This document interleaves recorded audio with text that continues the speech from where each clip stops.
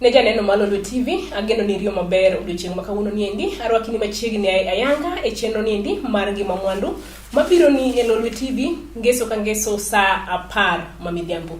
E studio kaendi wan gi welo odiochieng' ma kawuono, mondo mi wago mbaka kotenre koda ngima ayanya mar ng'ama miyo kaachiel koda nyathi manyako ma osechako neno malo. Kawuono adago mbaka ka wawuoyo weche mag menstruation gi dhombogo, omiyo kapok achako luonga ni Ruth Ochungo, arwaki ni machiegni e chenro niendi mar ngima mwandu. Studio kaendi wan kaya kod nyadendi Maniko Wuor, my Department of Health, Kisumu County. Kaachiel kod Sarah Okech. Sarah Okech en nyadendi mobiro kaendi mondo mi olernwa okenge mosekadhe kaka nyathi manyako, kaka nochako neno malo, pek mosenene kaachiel koda yot. Mana kapod ni kanyo no, apenji Sarah ni to in kaka nyathi manyako wang'e ni kidongo konyuoli idongo misebedo ng'ama ng'ongo gik kama koro nyaka to koro wadhi e weche mag neno malo. Nichako neno malo kija higni adi? Anyalo wacho ni nachako neno malo ka jahigni 15 na ne form 2. Ya, kana nene nobuoga nikech noken ne en gima ne pok aneno nyaka nene. Yeah. Koro nobuoga kabisa, lakini mama wa nokawo mo oya mong'isa ni gigo gin gik ma kawaida ma nyathi manyako nyaka kale. Yeah. Kane pok mama wuoyo kodi moyi, bende nisewinje wach moro amora kotenore koda weche gindi mag dhi malo, mag neno malo? Nawinjoga kane primary, kata jopuonje be nopuonja, lakini nok anenogi throughout my primary life. Kata kane ane koro ochaka kane secondary, to ne pok aneno. Koro jopuonjewa be samoro ne gimiyowa guidance and counseling e school, ka gipuonjowa kaponi wachako neno malo, gigo monego bed ni watimo, neno. Kaeto koro kanochaka, though nasewinjogi, koro kane gibiro na mamwa be ne en gi experience nong'eyo, koro nomedo puonja ma wacho ni kara sawa. Kaeto mamwa bong'isa ni gin gik ma kawaida ma nyathi manyako nyaka kale. Yes. Ka lokore kuom jalony nyadendi Monica Wuor, nitiere okenge moko ma samoro yudo ni ng'ama miyo osegamo remo kendo oyach, to kendo pod odhi malo kendo neno mana malo. Dibed ni nitiere wach moro ma samoro ok wang'eyo kotenore koda wachni? Adieri ng'ama miyo kosemako ich to ok onego bed ni odhi malo. Mano is abnormal, mano ok kare. To nitiere cases moko matin, ok ging'eny ahinya, waluongo gi ni ng'ato nyalo bedo ni hormones mage pok o balance, nikech ka ng'ato mako ich to nitiere kaka hormones mag del balance, makoro remo cha ok wuogi, nikech kama remo no wuoke kama nyathi otimang'o, nyathi bende donge, nyathi yudo chiemo kanyo. To rare cases samoro nyalo yudo ni ng'ato gamo remo to hormones poko balance. Koro ka gima kamano timore, to dwaro ni mondo odhi one daktari, nikech ka hormones ka ok balance malong'o, to samoro pregnancy ma en godo no nyalo bedo gi problem. Onyalo kata wuok, kata onyalo bita to nyathi ok bidongo malong'o, nikech kama nyathi donge no, remo monego beni kelo ne nyathi chiemo ema koro wuok goeko. Koro ka gima kamano timore, ka mama no gima kamano timore dende, to nego ne daktari, nikech nitiere yedhe moko ma balance hormones goeko, maka daktari omiye kata omuonyo, to koro gima kamano ok bibedo kendo. But gin very rare cases. Onye kacho kanya ni mano en gima abnormal. Mano ok en gima kare monego bed ni timore. Ang'o makelo abnormality machal kama endi sama mama nitiere koda ich to malo beno dhi? Samoro en mana kaka Nyasaye nochwe dend dhano. Nikech nitiere gik moko miluongo ni senses. Koro kaka nochwe dend dhano, samoro en senses neno ero ok obedo active. Koro releasing mar hormone monego beni ni bedo released kato odhi mondo o stop menstruation ja pok otimore. Mana koro dhi kamana kapod wago mbaka kotenore koda weche gi mag neno malo mag joma mine kaachiel koda nyithindo manyien. Nitiere pek kaendi ma nyanya ji mang'eny kadhe mar bedo gi rem sama ng'ato neno malo, ma dhombogo bedo deno ni cramps. Jomoko bende ok winje kata matin.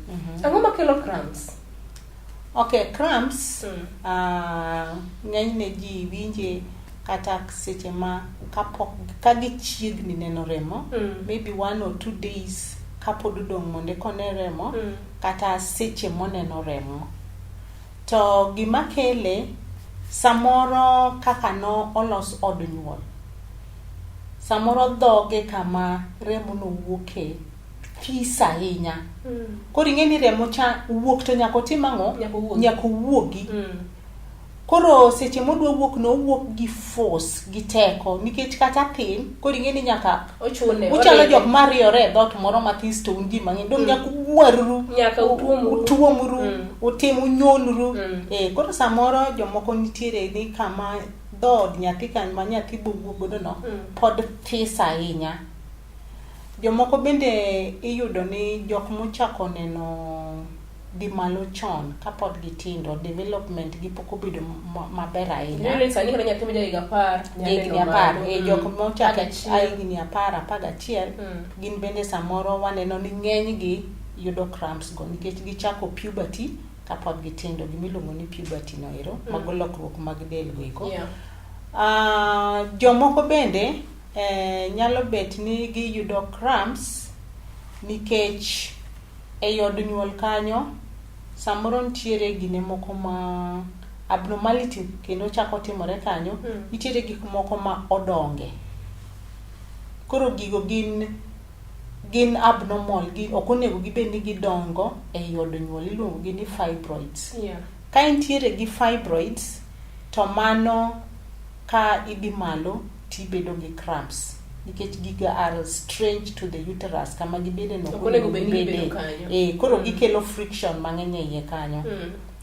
Jomoko bende en mana kaka genetic makeup, gimoro nitiere miluongo ni nitiere linings moko mag uterus ma obedo ni moko nodongo modhi kuma ok onego bedie, kaka kamoro miluongo ni fallopian tubes, kata in the ovaries. Koro growth go odhi nyaka kuro, lining mag uterus odhi nyaka kuro, koro mago kelo problems.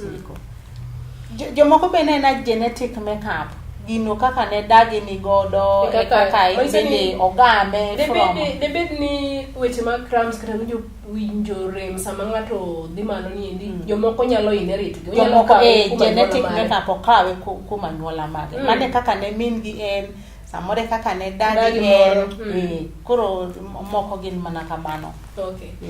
Nyadendi Sara, weche mag cramps gi endi kaka nyathi manyako, in bende sekadhe koso in mari en anyue, nikech wantie gi nyithindo manyiri kaachiel kod joma mine magin mage kada nyue ma onge lit moro amora mowinjo, to bende wan gi kendo joma mine gi nyiri ma nigi pek seche moko ma gineno malo. In mari chalo ga nade? Ruth, en adier ni sama nyathi manyako neno malo, nyaka obed gi cramps no endo. Achiel ma samoro nyalo bet ni onge go. Lakini kaka an awuon, an nyalo wacho ni seche ma aneno malo, cramps go abedo go, kendo awinjo rem kabisa. Awinjo rem. To seche go endo atimoga ni akawga painkiller. Akawga painkiller to duoko na rem chien. En rem machaki sama ichako dhi malo no koso odiochieng' ma pod ne malo ni koso mitieke, obiro ga sadi. Rem mari biro sadi. Rem mara biro the second day. The second day. Koro seche mobiro na cha awinjo ga matek kabisa nikech en rem olit. Koro ng'enyne ajachuga gi painkiller. Oduoke chien, ok notieke, but oduoke chien. Oduoke chien. Wacho kanya maber ni mari biro ga e odiochieng' mar ariyo. Manyiso ni idhi ga malo kuom kinde marom nade? Kuom ndalo 4. Nikech ong'e ni gino opogore kuom ng'ato ka ng'ato. Mara ndalo 4. Odiochieng' mar 5 cha koro olal kabisa. But ok nolal ahinya. Dots. Pod nyalo bedo. Nigi dots moko but orumo. Mar 5 no to koro onge. Nyadendi Monica, kaka jalony, gin odiochienge marom nade monego bed ni ng'ama nomol, miyo manomol kata nyadendi manomol onego bed ni neno malo? onego bed ni gino kao 3 to 5 days. Mano normal menstrual flow. To kato onego bed ni obiro, jomoko nyalo yude after 21 days, lakini standard en after 28 days. Eka moro kendo chako timango, chako luore, ikobi. To jomoko nyalo yudo ni ka gin gi abnormalities kaka nang'isi ni ng'ato nigi fibroids in the uterus, inyalo yudo ni en koro every 2 weeks en gi remo mawuok e od nyuol. Koro manero ing'eni miyo kata health mare ok nyal bedo maber nikech olus remo too often. To kolus remo too often, to mano nyiso ni obedo anemic. Koro onge kata teko, ok onyal chiemo maber, askeche mag dende be koro dok chien, koro tuoche mang'eny nyalo gamore kuome, nyalo yude kata gimatis monego be ni dende, askeche mag dende koro gore godo. Koro nikech weakness nero en vulnerable to tuoche mang'eny. Tuoche mang'eny nyalo make kaluwore ni remo bendo lus mang'eny, sama ube ok owinjore. Kamano. Gikanyono ne janeno malo Lwe TV, koro dhi mbele ka indi gitwak. Wakawo mana break mokwongo kwa duo kama indi, jalony mene Monica Wuore studio ka indi, ne lero into. Kadipo na in jalno maneno malo kuom kinde malach, kuom kinde mang'eny, ginang'o gini monego bed ni timo. Kik iwuok kanyo, med mana kete e Lwe TV, luonga ni Ruth Ochungo.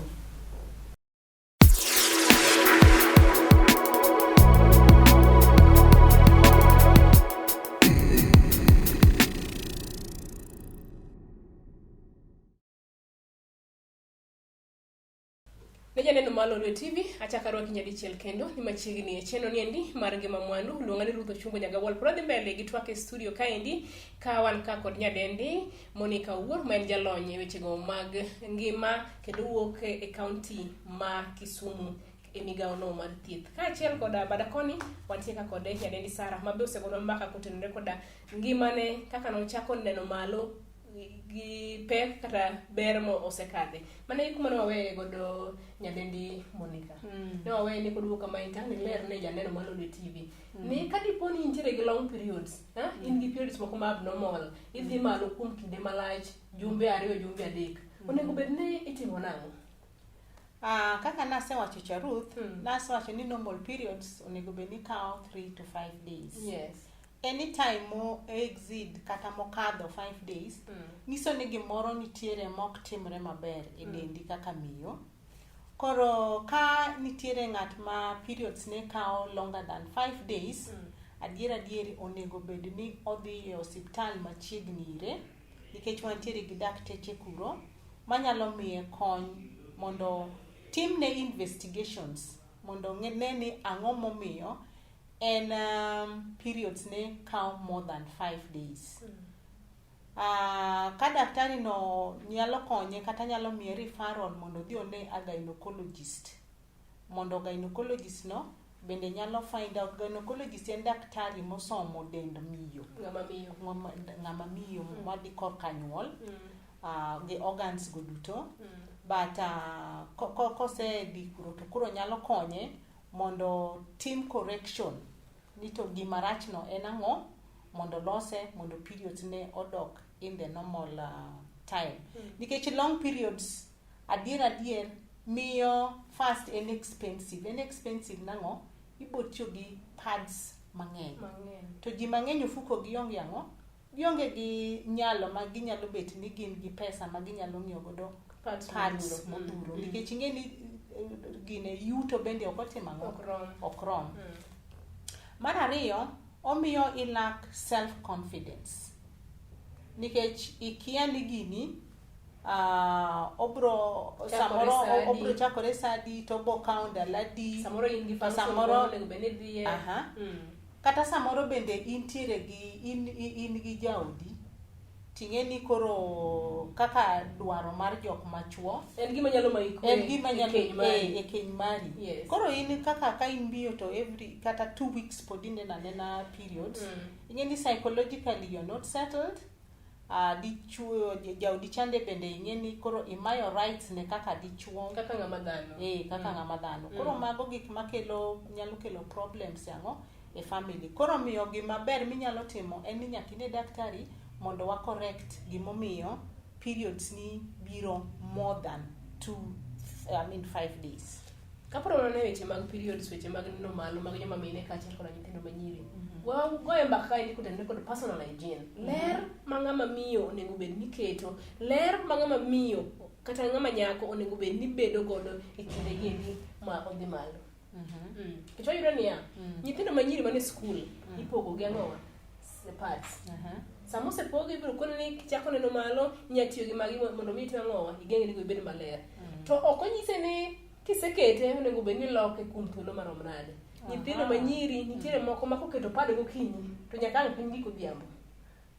Ler to gino kende mage monego bed ni waloke pads koromo sadi.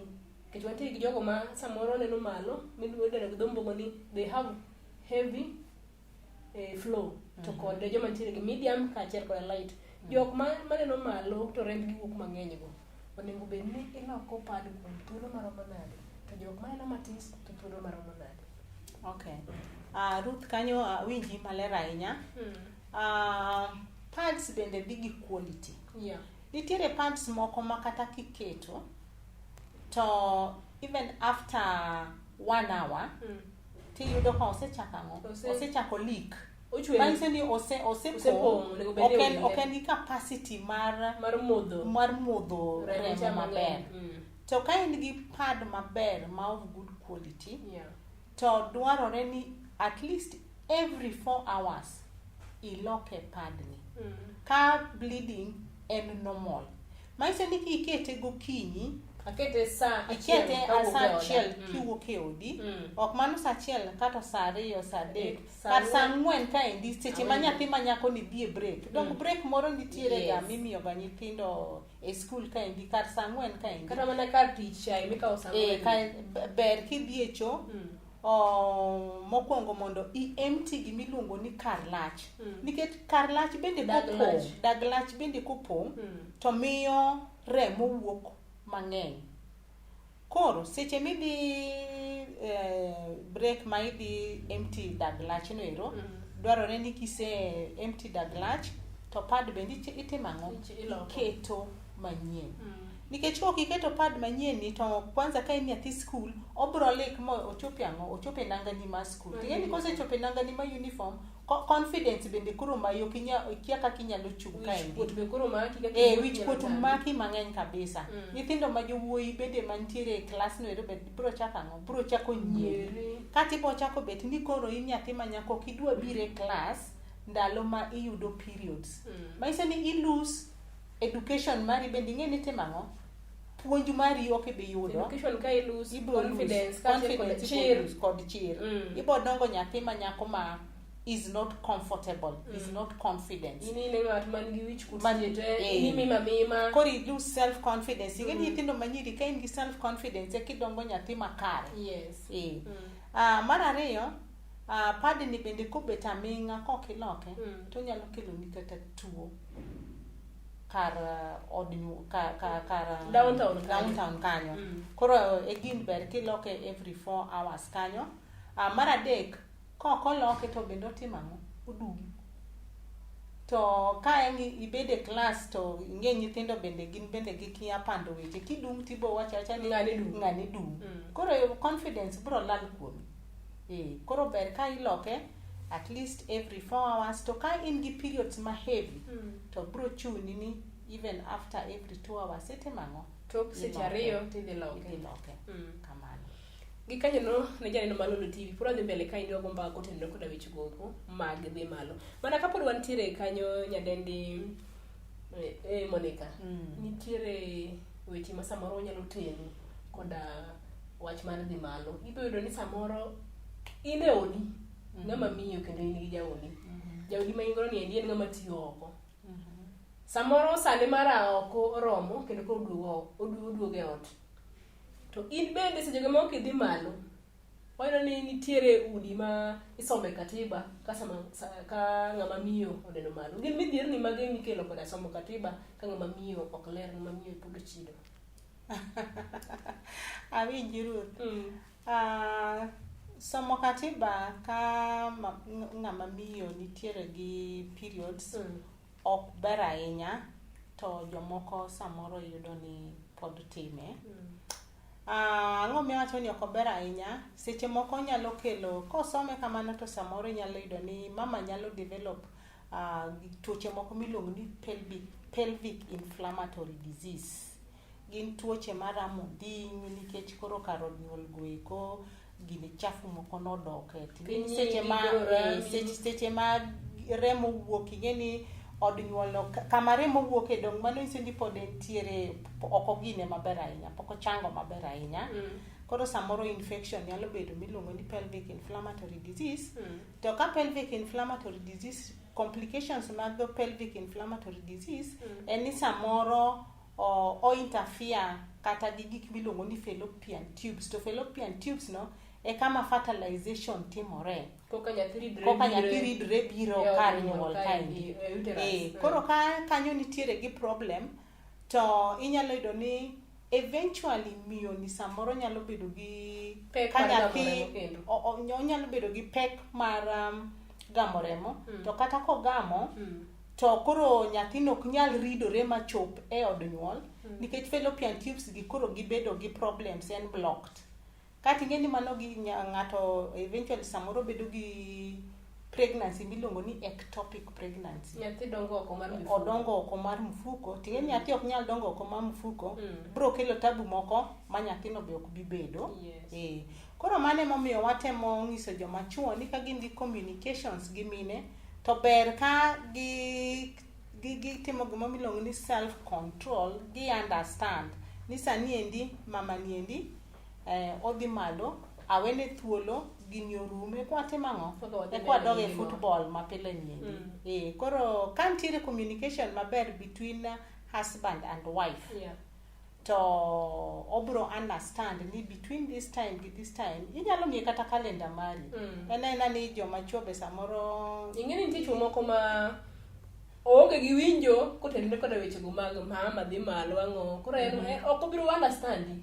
Apani mano koro dwaro ni responsibility mar ji duto gino nego wachake chaka kata ka jowuoyi gi pod nitiere skul seche mipuonjo joma nyiri gima onego gitim, to nyithindo ma jowuoyi bende wa engage, wanyisogi ni at this miyo nyithindo ma nyiri bedo ga gi kama endi ka gi development process of men and girls and boys all through.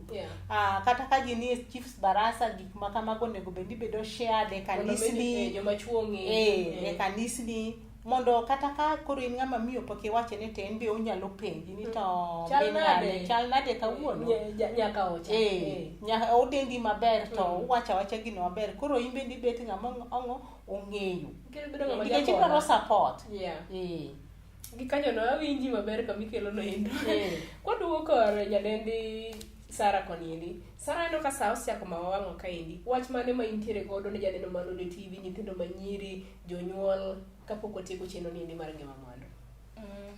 Wach mogik ma nitiere go ne jonyuol kaponi in gi nyathi ma nyako, bed kode thuolo. Nyathi ma nyako ibende bed gi janyuol ni thuolo. Inyalo do samoro ni nyathi ma nyako samoro chako neno malo adier to kia kako tim. Koko bedo kodi thuolo, mae mang'e yudo ni samoro odhi ir joma chuo mondo miye pesa onyiew go pads. Koro ibedo kode thuolo in janyuol, kaito ibe nyathi ma nyako kaponi chako neno malo, idhi adhia ir mama, nitie nyithindo moko modak gi baba.